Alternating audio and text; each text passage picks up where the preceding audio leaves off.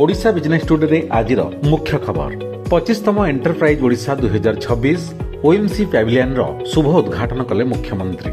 OMFED booth और vending zone रे गुटखा बिकिले licence बातिल। 50 कोटी ऊर्ध्व टंकार 82 प्रकल्प समीक्षा कले पूर्त मंत्री। ठिकादार डाटाबेस मैनेजमेंट सिस्टम 3.0 शुभारंभ। मुख्यमंत्री को षष्ठ राज्य वेतन कमिशन रिपोर्ट प्रदान। सिल्क इंडिया प्रदर्शनी आरंभ एवं शेष में सुना 11,000 रूपा 25,000 बढ़िला। एबे विस्तृत संवाद। राउरकेला अनुष्ठित 25तम एंटरप्राइज ओडिशा प्रदर्शनी में ओडिशा माइनिंग कॉर्पोरेशन पैविलियन रे शुभ उद्घाटन करिसेंती मुख्यमंत्री मोहन चरण माझी।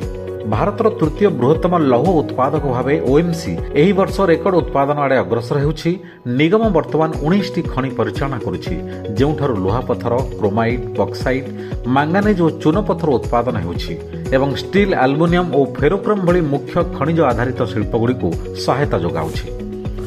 राज्य सरकार निर्देश पर नुआ कटकणा जारी करिछि भुवनेश्वर महानगर निगम। एणिकी बीएमसी स्वीकृति प्राप्त ओमफेड पार्लर और भेंडिंग जोन रे गुटखा मना। बीएमसी पक्षरु एनफोर्समेंट टीम एसबु स्थान में चढ़ाऊ कर जांच करिवो।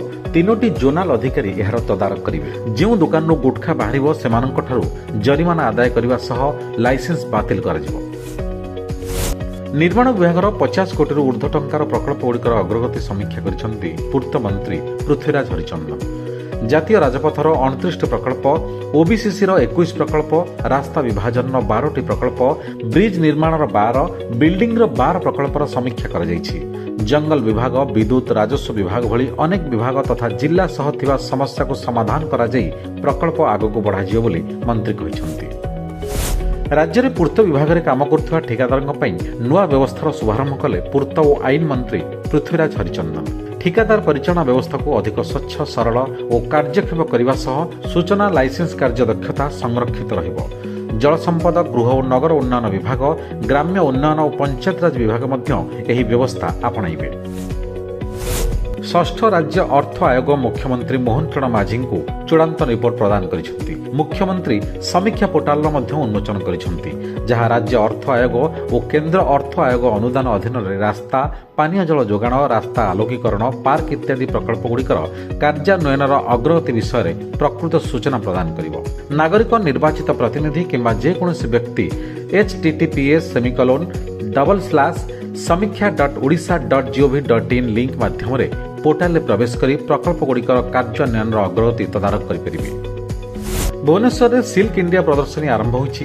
10 दिनिया प्रदर्शनी में 13टी राज्यर हस्ततंत उत्पाद सामिल करा जाइछि। प्रदर्शनी उद्घाटन उत्सव में एक रैंप वॉक आयोजन करा जाइथिला, जेउथरे 150 रु अधिक बुणाकार और डिजाइनर साड़ी को प्रदर्शित करा जाइथिला। ग्राहक माने प्रदर्शनी में ओडिशार संबलपुरी, तमिलनाडुर कांचीपुरम सिल्क, उत्तर प्रदेशर मलबेरी, छत्तीसगढ़ कोसा सिल्क, कर्णाटकर क्रेप एवं आसामर मुगा आदि साड़ी पाइपारे। गुरुवार सुना और रूपा दर में हठात बड़ धरणर वृद्धि होइछि। गोटे दिन में सुना 11,000 टंकार अधिक और रूपा दाम 25,000 टंका बढ़ी।